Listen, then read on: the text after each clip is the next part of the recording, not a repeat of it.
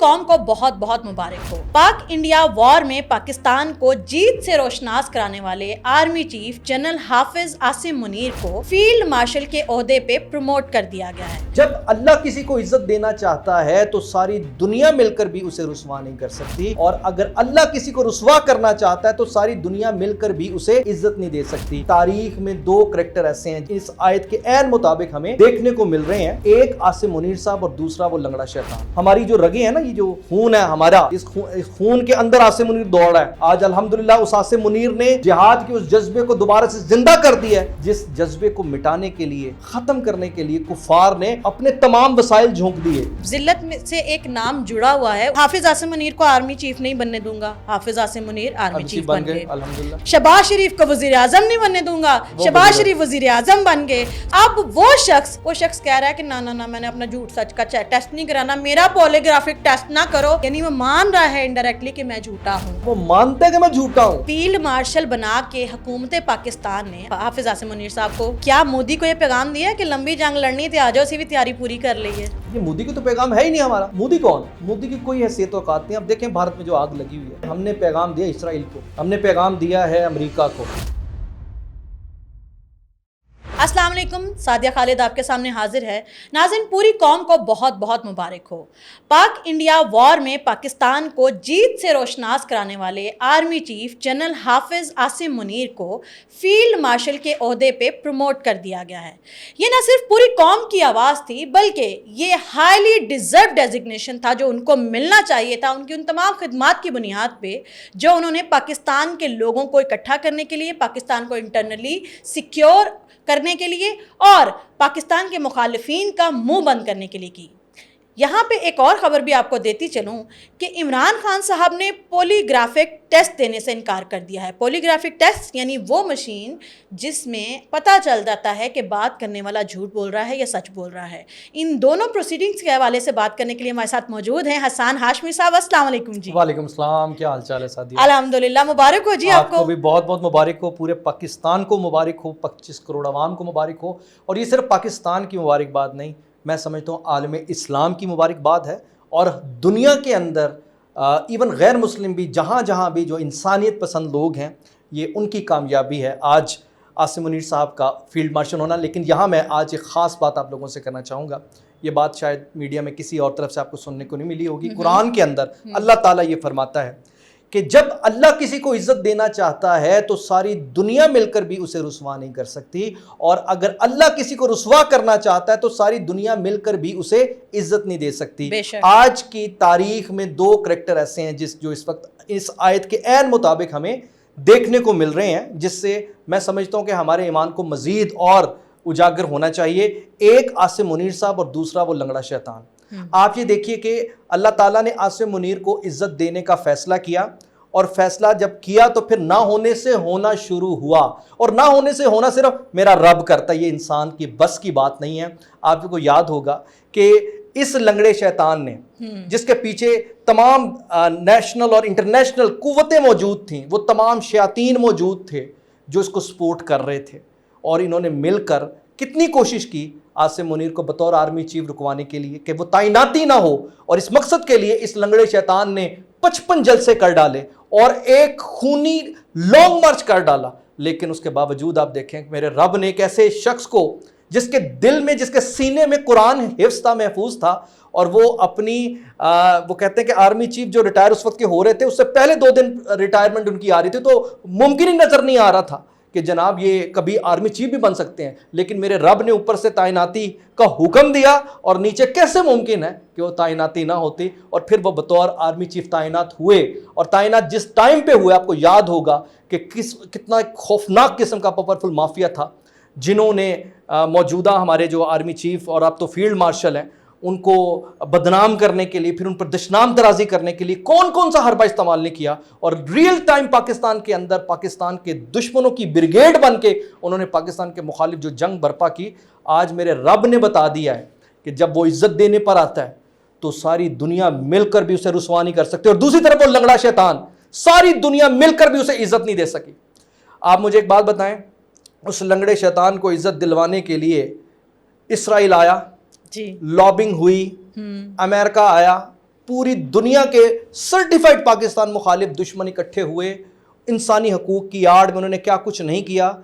آپ مجھے یہ بتائیں کہ سارے مل کر اس کو عزت دے سکے؟ نو ڈاؤٹ اس کی عزت نہیں بنی. وہ اس کی مقدر میں میرے رب نے رسوائی لکھی تھی. اب اس رسوائی اور ذلت کے گڑھوں میں دھنستے دھنستے دھنستے آج وہ فیلڈ مارشل کی جب خبر سن رہا ہے تو آپ تصور کریں کہ اس کا جیل کے اندر کیا حال ہو رہا ہوگا. اسرائیل کا باہر یہودیوں کا کیا حال ہوگا، ان تمام لوبسٹ کا کیا حال ہو رہا ہوگا. تو اسے براڈر پراسپیکٹس میں دیکھیں گے تو آپ کو اندازہ ہوگا کہ یہ تعیناتی نہیں، یہ ہائیڈروجن بوم ہے جو گرایا، جو ایٹم بم سے بھی بڑا ہے. آج یہ ہائیڈروجن بوم گرا کر دشمنوں کو وہ کہتے ہیں نیست و نابود کر دیا ہے. اور اسے ایک تعیناتی سے آپ مجھے بتائیں رونا پٹنا کہاں پڑا ہوا ہے، صفحہ ماتم کہاں بچھا ہوا ہے؟ بالکل آپ کی بات سن کے نا مجھے وہ صورت یاد آ گئی، وہ تو عز و منتشا بے شک خدا کے ہاتھ میں خیر ہے. اور دیکھیں کیسے آپ نے جس طرح پورا نیریٹو بتایا، جس طرح انہوں نے کوشش کی، اور صرف یہ نہیں کہ ان کی تعیناتی تک کوشش کی. ابھی آپ دیکھیں حال ہی میں جنرل عاصم منیر صاحب کے خلاف جب وہ جنرل تھے، 4 اسٹار جنرل تھے، تب تک بھی، اور جب وہ آرمی چیف کے عہدے پہ تعینات ہوئے اس کے بعد بھی ان کے لیے کتنی کیمپین چلائی گئی، ان کے مخالف بہت ٹرک چلائے گئے. یہاں میں آپ کو بتاؤں گا کہ مومن جو ہے نا، اللہ تعالیٰ نبی رسول اللہ صلی اللہ علیہ وسلم نے فرمایا کہ مومن اللہ کے نور سے دیکھتا ہے. آپ مجھے یہ بتائیں کہ اس وقت عاصم منیر صاحب نے جس حکمت کے ساتھ اپنے عہدے کو سنبھالنے کے بعد مسلسل ایک اپنے ٹینیور کو ابھی تک گزارا ہے، آپ دیکھیں کہ دنیا کے وہ بڑے بڑے تھنک ٹینکس جنہیں برینز کہتے ہیں، جو سپر پاورز میں ہیں، ان کی کوئی ایک چال بھی کامیاب نہیں ہو سکی. اور وہ ایک مومن کی جو کہتے ہیں نا اللہ کے نور سے دیکھنے والی اور اس نگاہ کا بالکل عین مصداق، بڑے تسلی کے ساتھ دھیرے دھیرے چلتے. آج یہ ہے کہ آج الحمدللہ ہماری جو رگیں ہیں نا، یہ جو خون ہے ہمارا، اس خون کے اندر عاصم منیر دوڑ رہا ہے. آج الحمدللہ اس عاصم منیر نے جہاد کے اس جذبے کو دوبارہ سے زندہ کر دیا ہے، جس جذبے کو مٹانے کے لیے، ختم کرنے کے لیے کفار نے اپنے تمام وسائل جھونک دیے. تو آپ تصور کریں کہ اللہ تعالیٰ نے آج دشمنان پاکستان اور دشمنان اسلام کو ایک بے بسی اور بے کسی کی بالکل چلتی پھرتی تصویر بنا کر آپ کو اور مجھے دکھا رہا ہے اور سامنے لا کر کھڑا کر دی ہے. اور آج الحمدللہ رب العالمین اللہ کی رحمت سے بنیاد المرصوص اور اس کی جو ایک خاص برکت تھی، جو نماز فجر کی ادا کر کے اپنے شیروں کو انہوں نے روانہ کیا. تو آپ مجھے ایک بات بتائیں کہ یہ اللہ تعالیٰ آپ کو بتاتا ہے کہ تم جب میرے قریب ہوگے، ہر دور میں آپ کی عزت اسی میں ہے جب آپ اسلام کو فالو کرو گے. آج جب ہمارا عاصم منیر قرآن کی تلاوت کرتا ہے تو قرآن کی تلاوت سے ہی دشمن مر جاتا ہے. فیلڈ مارشل بننے کی خبریں سن کے جتنے بھی مخالف، چلے انڈیا کا تو سمجھ آتا ہے کہ وہاں موت کا سوگ طاری ہے، یہاں پہ BLA کے جو کیمپس ہیں، پھر اسی طریقے سے جو PTI کے کیمپس ہیں کچھ لوگوں کے، وہاں پہ بہت زیادہ. اچھا میں آپ سے پوچھنا چاہوں گی، حافظ عاصم منیر صاحب جو ہیں انہوں نے 4 طرح کے چیلنجز جو ہیں ان سے پاکستان کو بچایا. ایک تو سلامتی جو ہے وہ ہمارا ایک مین بنا ہوا تھا، سیکیورٹی.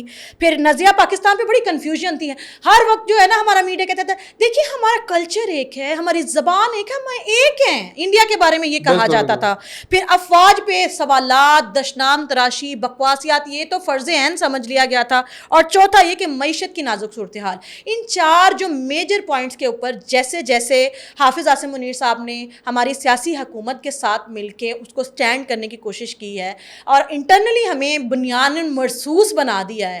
آپ کو لگتا ہے کہ اب جو آگے یہ جو ٹائم جیسے پاس آن ہوگا، ہو سکتا ہے کہ ان کا آرمی چیف کا عہدہ نہیں بھی رہے، تب بھی وہ اس کو کنٹینیو کر پائیں گے؟ اچھا میں آپ کو ایک مزیدار بات بتاؤں جی، کہ اس وقت جو ہمارے موجودہ چیف ہے نا، جی، ایک اور بہت بڑی کامیابی ہمیں ملی ہے. 2 ایسے بیانیے جن بیانیوں کو بنیاد بنا کر دشمن بھی کسی غلط فہمی میں آ گیا تھا. ایک بیانیہ یہ تھا کہ ہماری فوج کے پیچھے عوام نہیں ہے. بالکل. اللہ تعالیٰ کی شان دیکھیں کہ ہماری عوام نے اپنی فوج سے جس محبت کا اظہار کر ڈالا ہے نا، وہ ایسے لگتا ہے جیسے عشق ہے. بالکل، نو ڈاؤٹ. ایک کرش ہے. اور ہماری فوج، ان کی عوام سے محبت، وہ بھی ایک علیحدہ ہی داستان ہے.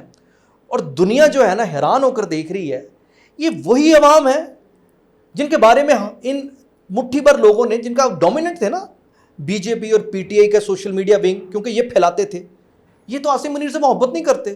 اور آپ کو یاد ہوگا کہ عین اس وقت جب انڈیا حملے کر رہا تھا، جارحیت کر رہا تھا، تو اس وقت انڈین میڈیا کی طرف سے کیا بیان چل رہے تھے کہ ہماری فوجیں جب داخل ہوں گی میں PTI کے لوگوں سے اپیل کروں گا، ان کے جو تھے لوگ جی کہ آپ نے مل کے انڈین فوج کے ساتھ پاکستانی فوج کو ختم کرنا ہے. یہ انڈیا کی طرف سے صاحب نے تو کہا بھی تھا نا آپ کے یاد ہے ولاگ میں کہ یہ بیسٹ ٹائم ہے انڈیا کے لیے کہ اٹیک کرتے. ٹھیک ہے نا. اچھا اب آپ دیکھیں کہ وہ انڈیا جو اس زوم میں تھا کہ پیچھے عوام نے, کیونکہ پی ٹی آئی نے ان کو بھی بتایا ہوا تھا کہ جناب ٹینشن لو تسی حملہ کرو, خیر ہے کوئی ٹینشن نہیں, عوام کوئی نہیں اودے نال. وہ جدو حملہ کیتا نا بعد ہی پتہ لگا تے کنجر سانو مروا گئے, یہ تو ہمارے لیے مصیبت کھڑی کر گئے. ہمیں انہوں نے بتایا سانو نہر والے پل تے بلا کے پتہ لگا اے بھی پیچھے پے ہوئے نے, انہوں نے بھی کوئی انہوں نے بھی کہندے نا منہ متھا نہیں ہے. دوسرے ٹائم جنہوں نے کہندے سالن نہیں لبدا ہے تے وہ لوگ نے. اچھا اب آپ اندازہ لگائیے کہ یہاں آ کر دشمن کو گھیر کر مارا اور یہاں آ کر دنیا کو پتہ لگا کہ یہ ایک ایسا رشتہ ہے جیسے آپ کی سانس اور جسم کا رشتہ ہے عوام اور فوج کا.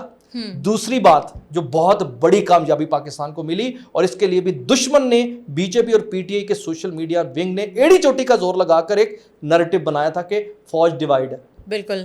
آپ مجھے ایک بات بتائیں, ان جاہلوں کو پتہ ہی نہیں چلا کہ آپ کی فوج اور ہماری فوج نے کیا کیا ہے آپ کے ساتھ. یہ ڈیوائیڈ فوج آج آپ کو پتہ ہے کہ فیلڈ مارشل بننے کی خوشیاں جو فوج کے ایک چھوٹے سے رینک کے ایک سپاہی سے لے کے ایک ہائیسٹ لیول کے جو آفیسرز ہیں ان کی جانب سے منائی گئی ہیں. بالکل. اور آپ کو پتہ ہے فیلڈ مارشل ہونا, اسے کچھ لوگ کہتے ہیں جی یہ ایک اعزازی کوئی ڈگری مل گئی ہے, کوئی آنرری کوئی عہدہ دے دیا گیا. بھائی جان ایسا نہیں ہے. دو باتیں ذہن میں رکھیں. فیلڈ مارشل جو ہے نا, اب آپ کے جس طرح joint chief of staff committee ہے نا, وہ عام طور پر وہ آنرری عہدہ ضرور ہے, لیکن فیلڈ مارشل اپنی کارکردگی پر ملا ہے اور آپ اس وقت تینوں افواج کے وہ سربراہ ہیں. اور آپ یہ دیکھیے کہ یہ سوچ وہ لوگ جو آپ کو کہتے تھے کہ یار عاصم منیر یہ ہمارا سب سے بڑا دشمن ہے, حافظ سعید ہمارا دشمن نہیں ہے, اس سے اندازہ لگائیں کہ عاصم منیر کیا خوفناک بلا ہے ہمارے دشمنوں کے لیے, کتنا خوفناک خواب ہے ہمارے دشمنوں کے لیے کہ انہوں نے 77 سال جس نیریٹو کو بیانیے کو بنایا کہ حافظ سعید ہمارا دشمن ہے, اسے پیچھے کر دیا اور عاصم منیر کو آگے کر دیا. اور فوج کے حوالے سے آپ کو یاد ہے اس بارے میں کہ کوئی شک نہیں بڑے چیلنجز تھے ود ان آرمی. ایون آپ کو یاد ہونا چاہیے جو کچھ معاملات ہوئے, میں ان پہ ڈیٹیلز میں نہیں جاتا کیونکہ اب وہ ہو چکے ہیں.